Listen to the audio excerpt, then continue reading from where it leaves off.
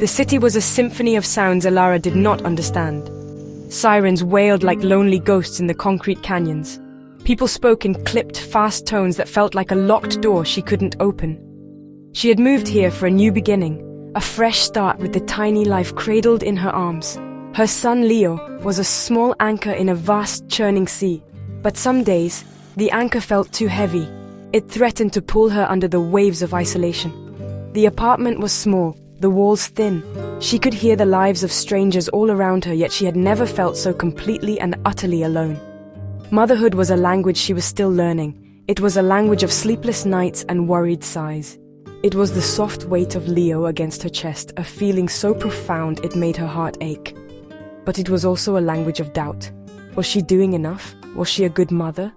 These questions echoed in the quiet moments, the ones after Leo finally slept, when the city's noise faded to a distant hum. She would look out the window at the endless grid of lights, each one a home, a family, a life. And she would wonder if she would ever find her own light in this sprawling, indifferent place. Her own mother was gone. The thought was a constant, dull ache, a missing piece of her own soul. Mama would have known what to do. She would have known how to soothe Leo's cries with a soft lullaby sung in their native tongue. She would have known how to chase away Elara's fears with a warm hug and a cup of sweet tea. But Mama was just a memory now, a collection of faded photographs and stories that felt more distant with each passing day. Here, in this foreign land, her absence was a chasm, wide and deep, and Elara felt herself standing on the very edge, trembling. The days blurred into one another, a repeating cycle of feeding, changing and rocking. Elara's world had shrunk to the four walls of her apartment. The vibrant, hopeful young woman who had boarded a plane with dreams in her suitcase felt like a stranger. She saw her reflection in the darkened window pane at night, a tired woman with shadows under her eyes, her hair pulled back in a messy bun. She was a mother. She was a survivor. But she had forgotten how to be herself. The loneliness was a heavy blanket, and she was slowly, quietly suffocating beneath it. One Tuesday, a day no different from the last, a letter arrived. It was not a bill. It was not junk mail. It was a thick, cream-colored envelope addressed to her in a familiar, elegant script. Her heart stopped for a beat. It was her mother's handwriting. Impossible. Mama had been gone for 2 years, yet there it was. Her name, her address, written by a hand that had held hers, a hand that was now dust. Her fingers trembled as she picked it up from the small pile of mail on the kitchen counter. It felt impossibly heavy, as if it contained the weight of a lifetime. She sat down, with Leo sleeping soundly in his crib nearby. The silence of the apartment was suddenly filled with 1,000 unasked questions. Who had sent this? How? The postmark was from her hometown, but it was dated only a week ago. She turned the envelope over and over, tracing the loops and curves of her mother's writing. It was like touching a ghost. A part of her was afraid to open it, afraid of what it might say, afraid of the fresh wave of grief that was sure to come crashing down upon her. But a stronger part of her, a part she had not felt in a long time, needed to know. With a deep, steadying breath, she carefully tore open the seal. Inside, several pages of stationery were filled with that same beloved script. A smaller note was clipped to the top, written by her aunt. "My dearest Elara," it read.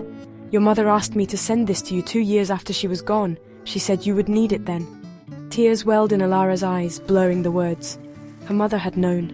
Somehow, in her final days, she had looked into the future and seen her daughter, alone and struggling, and had reached out a hand across time and space to find her. She unfolded the letter. It began simply, "My dearest little bird." It was Mama's nickname for her, a name she hadn't heard in years. The tears that had been threatening to spill now flowed freely, silent drops that fell onto the crisp paper. They were tears of sorrow, yes, but also tears of relief. It was as if her mother was in the room with her, her voice a soft whisper carried on the ink. She was not alone. She had never been alone. Her mother had left her a map to find her way back. Not back home, but back to herself. The first part of the letter spoke of small things. "My little bird," it read, "I know your heart feels heavy. When the world feels too big, Make your own world smaller. Find the joy that is hiding right in front of you.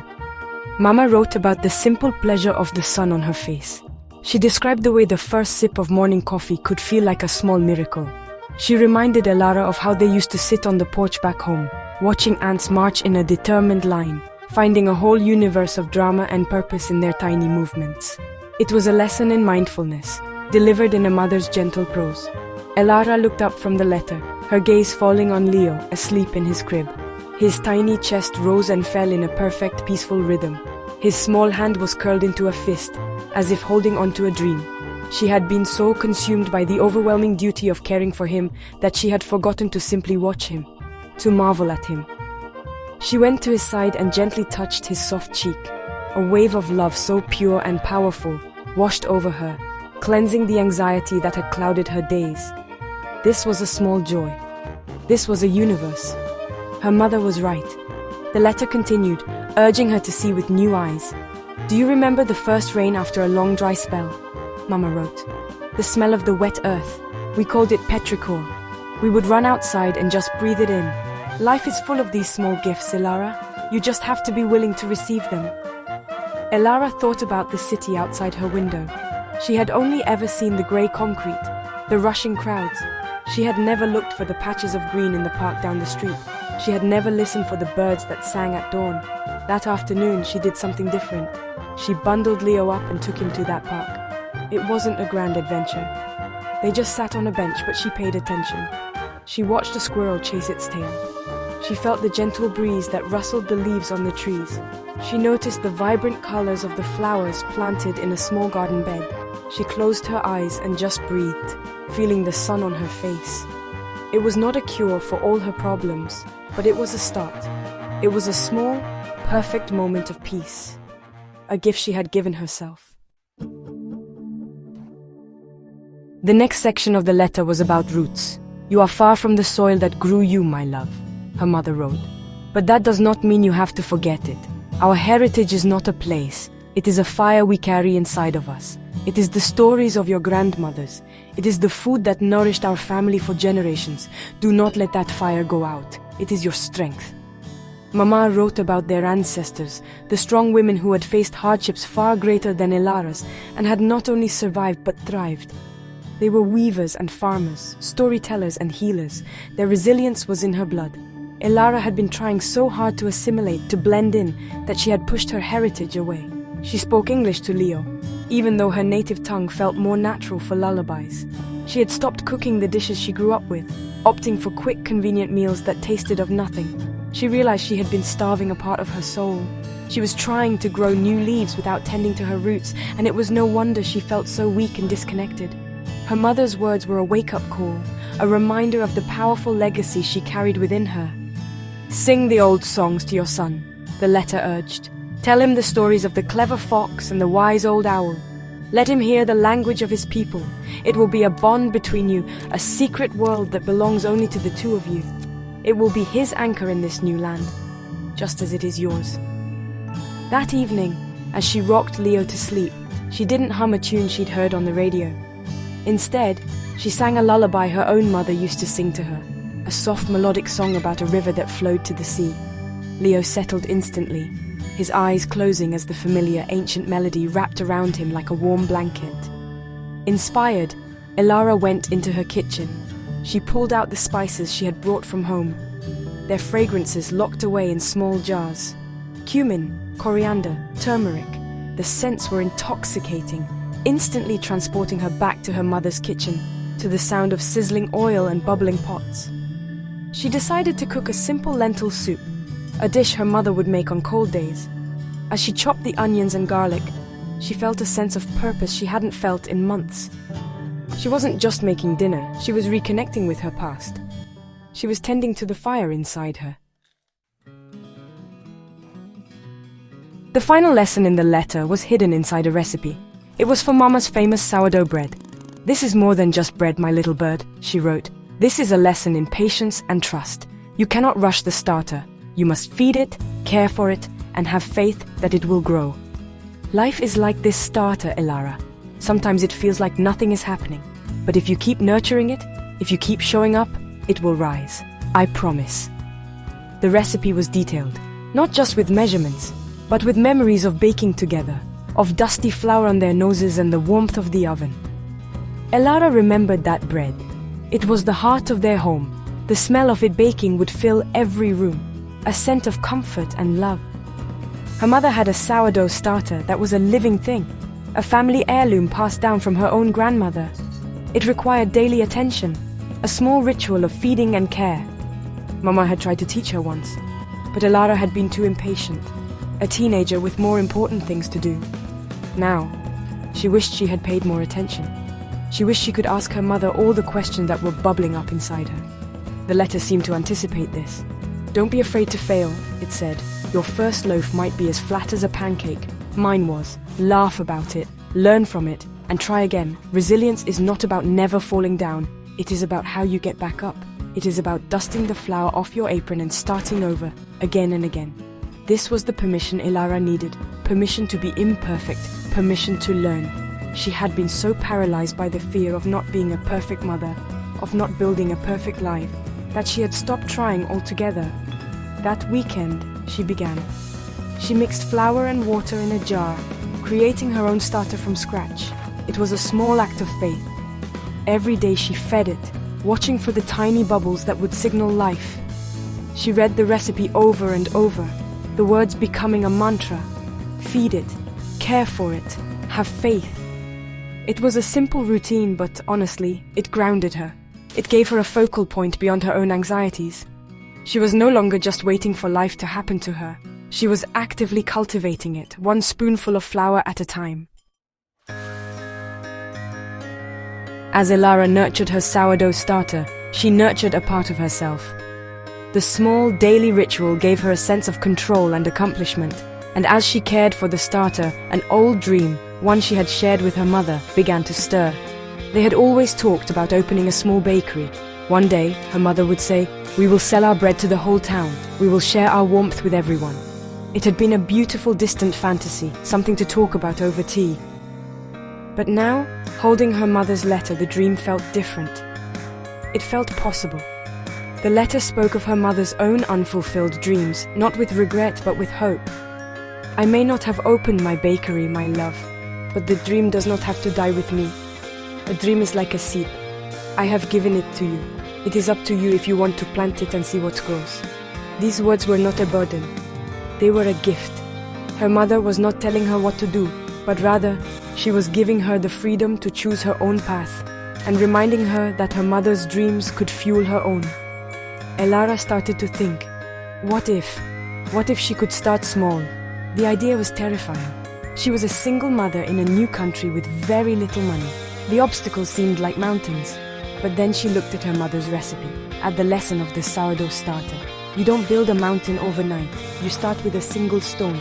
You feed it, you care for it, you have faith. The fear was still there, but now it was joined by a flicker of excitement, a spark of what if that was stronger than the doubt. She began to research.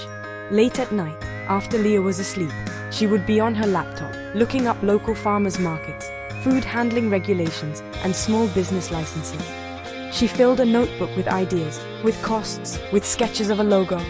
The tired woman she used to see in the reflection was being replaced by someone with a light in her eyes. She was no longer just surviving the days. She was building a future. The dream was no longer a fantasy. It was becoming a plan built on a foundation of love and flour. Her first loaf of bread was, as her mother predicted, a disaster. It was dense and sour and looked more like a brown brick than anything edible. But Elara did not despair. She laughed. She remembered her mother's words, "Dust the flour off your apron and start again." And so she did. She tried again and again. With each attempt, she learned something new. She learned to read the starter, to understand its moods. She learned the feel of the dough in her hands when it was perfectly kneaded, when it was ready to rest. The process was a meditation. It connected her to her body, to the present moment. Soon, the apartment was filled with a new smell. It was the rich, tangy, comforting aroma of baking sourdough. It was the scent of her childhood. It was the smell of home. When Leo woke up from his naps, he would breathe it in. It was becoming a part of his childhood too. a sensory link to a grandmother he would never meet, but whose love was baked into the very air he breathed. The scent seeped into the hallways, and one day, a neighbor knocked on her door, a curious smile on her face. "Something smells amazing," she said. This small interaction was a turning point. The neighbor, an elderly woman named Mrs. Gable, became her first customer. Elara gave her a loaf, refusing payment. The next day, Mrs. Gable returned with an empty plate and $10, insisting she take it. "This is the best bread I've had in 30 years, she declared. "You have a gift, dear." The praise was like water on a thirsty plant. It was the validation she needed, a sign from the universe that she was on the right path. The isolation she had felt for so long began to crack. Slowly, a small community formed around her bread. Mrs. Gable told her friends. Another neighbor asked for a loaf. Soon, Elara had a handful of regular customers in her building. They would leave notes on her door, share stories with her in the hallway. The city that had once felt so cold and alien was starting to feel like a neighborhood. The bread was more than just food, it was a bridge. It connected her to the people around her, breaking down the walls of loneliness, one warm, crusty loaf at a time. The farmer's market was a kaleidoscope of color and sound. Brightly colored tents stood in neat rows, vendors shouting about fresh vegetables and local honey. Elara felt a tremor of fear as she set up her small table, but it was overshadowed by a surge of adrenaline. Her booth was simple, a checkered tablecloth, a hand-painted sign that read, "Mama's Loaf," and rows of her beautiful, golden brown sourdough bread, each one wrapped in brown paper and tied with twine. She had her mother's recipe, her son sleeping in a carrier on her chest, and a heart full of hope. The first hour was slow. People walked by, some offering a polite smile, but few stopped. The old doubts began to creep back in. Was this a mistake? Was she being foolish? She took a deep breath and remembered the letter. Have faith. She unwrapped a loaf and cut a few small samples, placing them on a plate. The scent of fresh bread began to drift through the market air. A woman paused, drawn in by the aroma. "Sourdough?" she asked. Elara smiled. "It's my mother's recipe," she said, her voice filled with the pride she hadn't known she possessed. The woman tried a piece. Her eyes widened. "Oh my," she said. "That's incredible. She bought a whole loaf." That small transaction was like a dam breaking. Others saw her buy the bread and grew curious. They tried the samples. They bought loaves. Soon, a small line formed at her table. Elara was so busy slicing, wrapping, and making change that she barely had time to think. She talked to people, sharing the story of her mother, of the letter, of the starter she nurtured in her small apartment. People weren't just buying bread. They were buying a piece of her story. By the end of the day, she had sold every single loaf.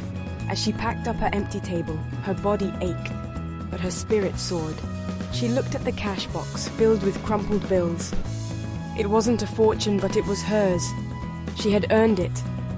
With her own two hands, with her mother's legacy, she had built this. She looked down at Leo, who was now awake and babbling happily. "We did it, little one," she whispered. "We're doing it." She was no longer just a struggling single mother. She was a business owner, an entrepreneur, a baker. The letter from her mother now sat on her bedside table, its pages soft and worn from being read so many times. It had been a map, a guide that had led her out of the wilderness of her grief and loneliness. But she realized now that it was not the end of the journey, it was the beginning. Her mother had not given her all the answers. Instead, she had given her the tools to find her own. She had taught her to find joy, to honor her roots, and to cultivate resilience. She had given her the recipe for a new life.